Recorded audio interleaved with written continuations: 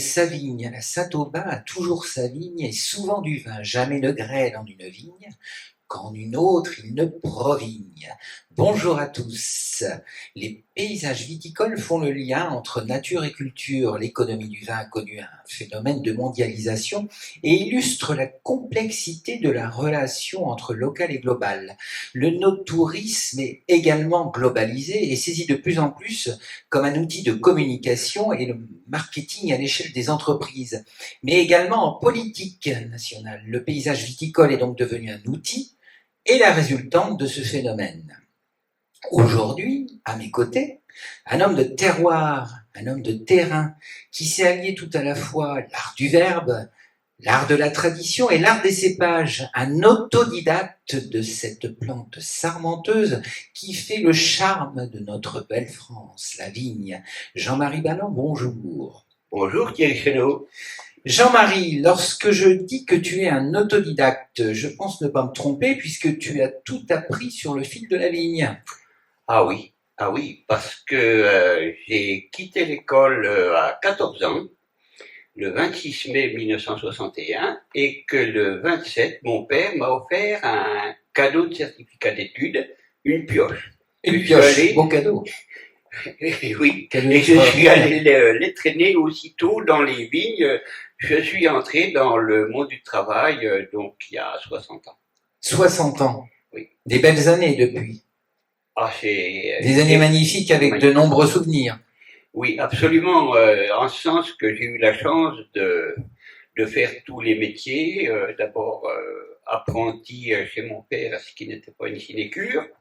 J'ai eu la chance aussi d'avoir un homme qui était encore plus autodidacte que moi, c'était possible, puisqu'il s'agit de mon grand-père maternel, qui avait été loué vacher à 9 ans et demi, donc qui était au bord de l'illettrisme, mais qui était sûrement un bien meilleur agronome que beaucoup de gens archidiplômés qu'on peut croiser dans le monde de la vigne et du vin. Et lui m'a beaucoup appris. Ah, tu connais sur les doigts de la main donc la région de Buée, le centre de Sancerre, hein, puisque tu nous arrives de là-bas, hein, de ce matin d'ailleurs. Tu as mis, on va dire, 3/4 d'heure pour arriver à Saint-Éloi. C'est ça. À peu près, tu t'es levé aux aurores. Oui, mais ça c'est inévitable, c'est pas une exception pour Saint-Éloi. Alors, on va parler un petit peu des cépages, les cépages de cette région. Il en existe 2 dans ta région de cépages. Lesquels et pourquoi? Donc c'est le pinot noir et le sauvignon. Le pinot noir, c'est le cépage historique, puisqu'il faisait partie de l'encépagement de l'époque pré-phylloxérique. Et donc, il y avait d'autres cépages. On trouvait aussi le chasselas, on trouvait le gamay, surtout les gamay teinturiers, mais c'était le premier cépage. Le sauvignon était probablement confidentiel jusqu'à l'époque phylloxérique, et il s'est replanté à partir du début du XXe siècle, et il a commencé à acquérir une notoriété dans l'entre-deux-guerres. Et ce sont les gens de Sancerre, de Chavignol spécialement, qui les premiers sont montés à Paris et ont su profiter de l'opportunité de la mode du petit blanc sec sur les bars, sur les zincs parisiens. Donc l'épopée moderne du Sancerre, quand on parle de Sancerre, on parle Sauvignon, d'abord Sauvignon, mais l'histoire du Sauvignon est récente. Et effectivement, paradoxe, le Sancerre blanc a eu son appellation, son AOC, son appellation d'origine contrôlée en 1936. Ah, il y a longtemps, au siècle dernier. Ça commence à faire quelques années. Alors que pour le pinot noir, rouge et rosé, c'était un VDQS des vins des coteaux sancerrois, et l'AOC n'a été obtenue qu'en 1959. Alors, tu parlais très justement tout à l'heure du phylloxéra. Quelle a été l'influence de cette maladie sur les cépages? Ah ben déjà, on avait un problème, c'est que le phylloxéra est tombé à un moment où, pour la santé des Français, les gouvernants considéraient que c'était une bénédiction. On avait à peu près 3 millions d'hectares de vignes en France. Ils consommaient plus de 180 litres de vin par habitant et Tout de par an. même. Oui, ça fait 4 fois plus qu'aujourd'hui. Oui, mais il y avait moins de restrictions également. Ah oui, disons que en général, le type qui était bourré, s'il revenait à cheval, le cheval connaissait la route, il n'y avait pas de problème. Donc, il y avait quand même un énorme problème de santé, donc les dirigeants du pays ont trouvé que c'était quand même intéressant de provoquer un sevrage de la population. On attendait qu'un vignoble soit totalement détruit par le phylloxéra pour autoriser le greffage.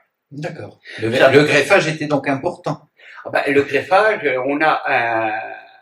le porte-greffe est d'origine américaine, le phylloxéra aussi. C'est les Américains qui nous ont amené le phylloxéra. Enfin, les Américains, ce sont des agronomes français qui sont allés chercher des cépages hybrides et qui ont ramené le phylloxéra, le mildiou et l'oïdium dans leur valise en même temps que les hybrides qui faisaient des vins abominables. Et donc la solution est passée par des plants américains dont les racines pouvaient produire un liège qui les rendait quasi invulnérables aux piqûres du phylloxéra. Alors, nous parlons du phylloxéra, nous parlons de la vigne. Quelle est l'influence du terroir, de la terre, sur la vigne ? Par exemple, dans ta région, la région de Buée, la région de Sancerre, il y a diverses terres, il y a diverses terroirs. Oui, alors déjà, si on veut, pour faire un vin, il faut un ou des cépages, il faut un terroir. Un terroir, c'est un couple sol-climat. Et puis, il faut un homme qui va décider de planter la vigne là, qui va décider comment la planter, comment la conduire, et puis la destination des vins. Alors, l'homme et les cépages sont mobiles, ils peuvent se transporter pratiquement sur toute la planète pour planter de la vigne et faire du vin.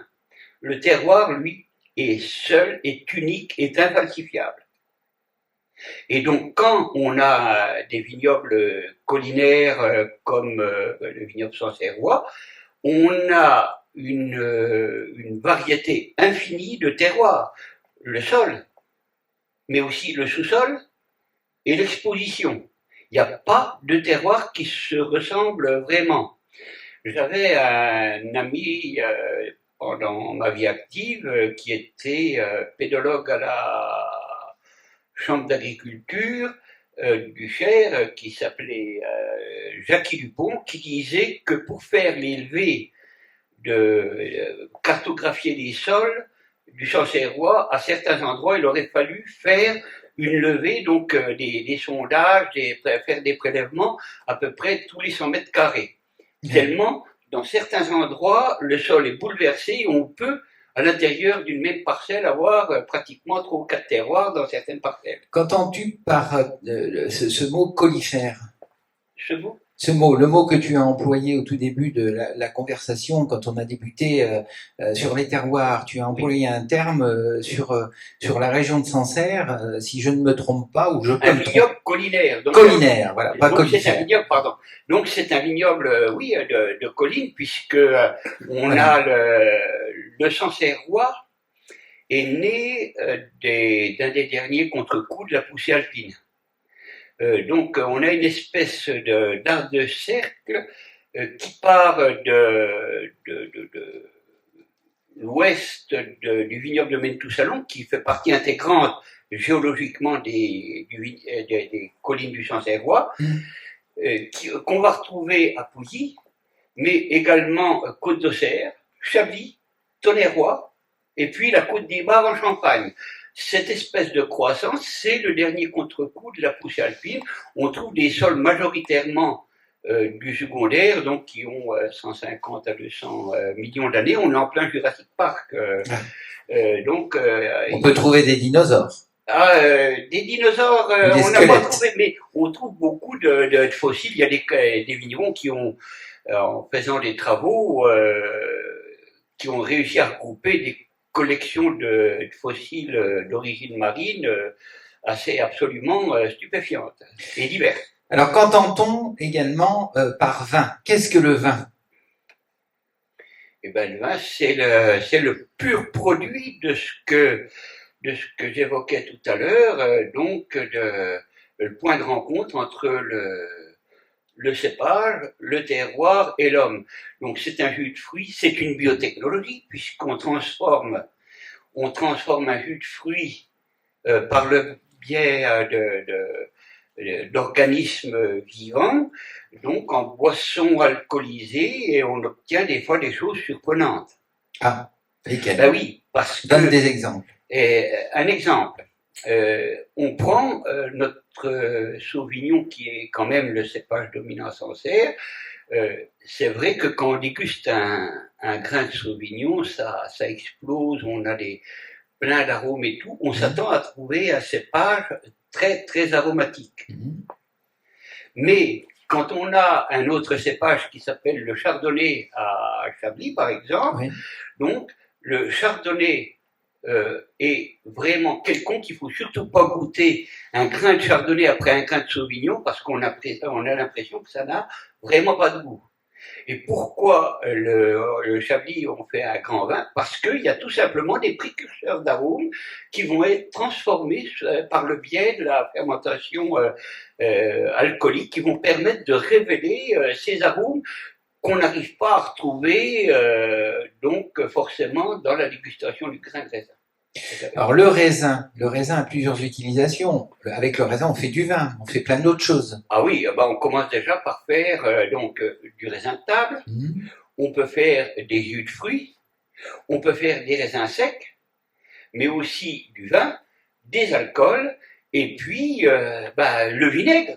Le vinaigre, après tout, regardez, les grandes vinaigreries, on les trouve près des régions viticoles, tout simplement parce que les règles de vinification, l'hygiène de cave des temps anciens n'étaient pas terribles et que les vins étaient bons à boire tout de suite. Et puis, quelquefois, il était rare qu'on arrive à les conserver. Et le vinaigre, c'est un des sous-produits de la vinification. Donc le vinaigre, le vin, le raisin de la région de Buée, de Sancerre, a plusieurs utilisations. On va faire un petit peu de publicité pour ta famille. Donc tu as un cousin qui est sur place à Buée, qui s'appelle Pascal Balland. Dis-nous quelques mots de ce vigneron. D'abord, Pascal Balland, c'est un amoureux de la terre. C'est un homme très, très observateur. C'est un homme qui a réussi à intellectualiser une démarche, un travail manuel. Il a un sens de l'observation très, très affûté à la vigne. Et Pascal, aujourd'hui, produit de très, très bons vins, blancs, rouges et rosés. Et j'ai goûté.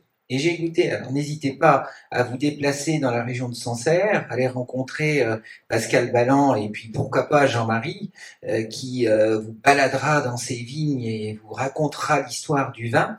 Jean-Marie, merci beaucoup. Avec une gorgée d'humour, je vais terminer cet entretien avec une citation de Raymond Devos. Qu'est-ce que vous regardez? C'est la carte routière? Non, c'est la carte des vins. C'est pour éviter les bouchons. Jean-Marie, merci. C'est une très belle citation de Raymond Devos que j'ignorais. Je suis pas venu pour rien. Merci Thierry, j'ai appris. Chers amis lecteurs et chers amis édigeois, donc n'hésitez pas à venir nous retrouver à la médiathèque Saint-Éloi. Vous connaissez l'adresse. À très bientôt.